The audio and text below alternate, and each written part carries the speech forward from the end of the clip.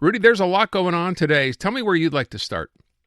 I think the most important is Christine Fréchette's reversal in terms of immigration and the announcement she made today, because very early on in this leadership race, we heard Christine Fréchette saying that she was for the Quebec Experience program to be terminated.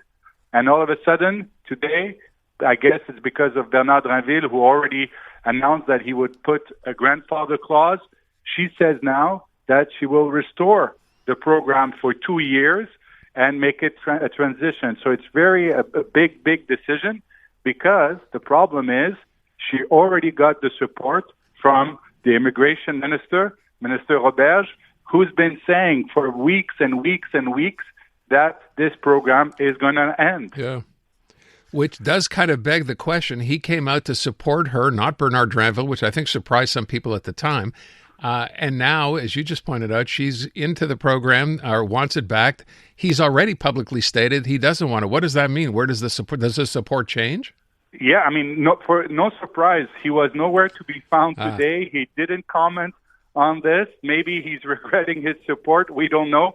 But this is a big rehearsal from Christine Fréchette, because she's even saying that what Bernard Drinville has announced in terms of having a grandfather clause for this Quebec Experience program is not enough, that he doesn't know how the program works. And the only way to make sure that those people who already applied or who are waiting for a decision, that needs to be a transition period for 2 years, and that the program needs to be reopened. So there's still going to be a lot of discussion about it, because the problem is not only this program, is we still don't know exactly if the limits that, either Christine Fréchette or Bernard Drinville has said in terms of having 45,000 immigrants in Quebec, are they still included in that? So there's a lot of unknown, but it's a big change in terms of Christine Fréchette. And would she lose some support from people who already endorsed her? That will be the question for the next 48 hours. So I see you have François Bonnardel on the list today as well. He's in her camp too, but he's going to be involved, I think, am I wrong, in the Gallant Commission when it's released?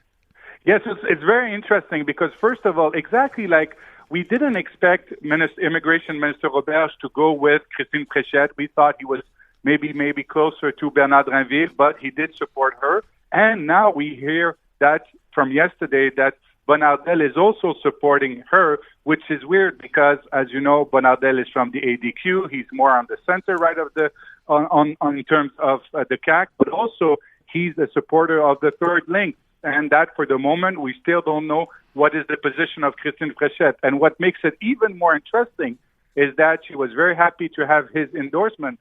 But starting tomorrow, the Gallant Commission we're going to hear about it and the SAC-Leak scandal, because tomorrow there's going to be a press conference from the former VP, Carl Malenfant. The report is going to be tabled Friday.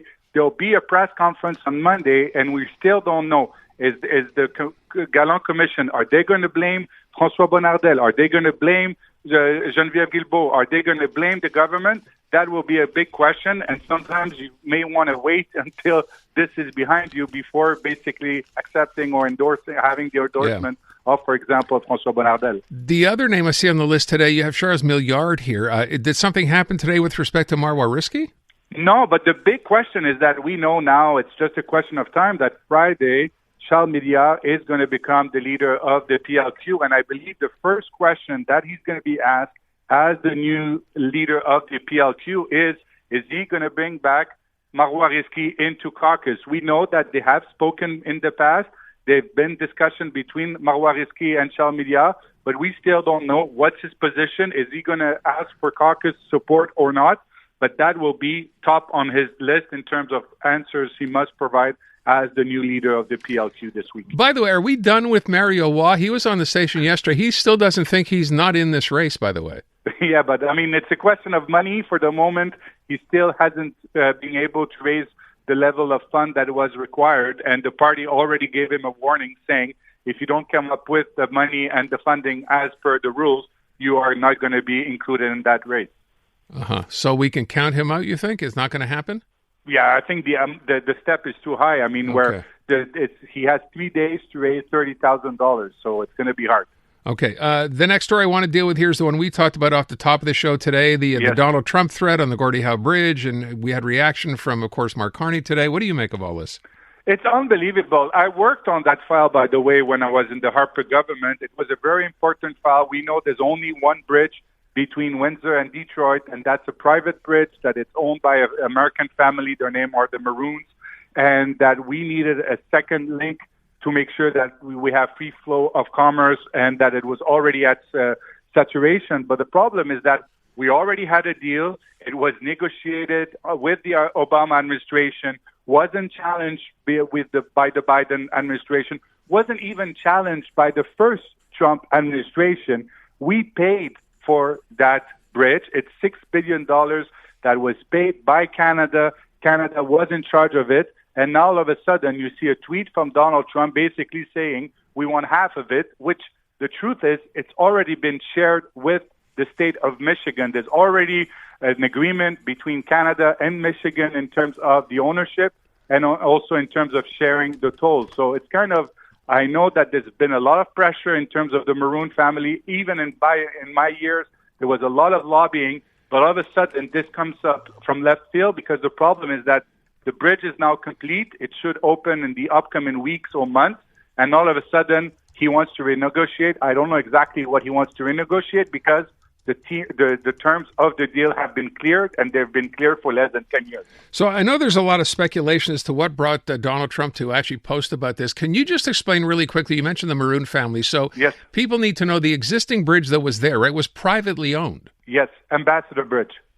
So it's owned by that family who have a toll on it, and it's a private bridge by an American family, and we wanted to make sure we got a second link between Canada and the United States. And since the beginning of that project, that family have been lobbying American Republicans, senators, congressmen, governors to make sure that this project never see the light of day. We were able to negotiate with the state of Michigan to have an agreement to build that bridge, which is now complete.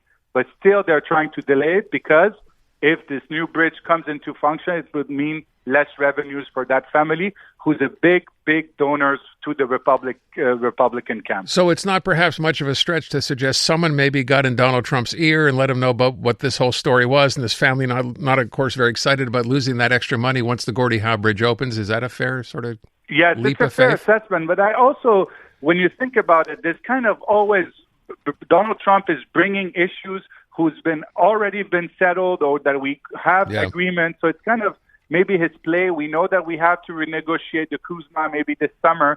So it feels like he's kind of having a list and he's going after the list of saying, okay, which are the things I can just bring to the negotiate, saying, oh, I want this to be renegotiated and this to be renegotiated. The free trade agreement with Canada and the U.S. has nothing to do with this Gordie Howe Bridge.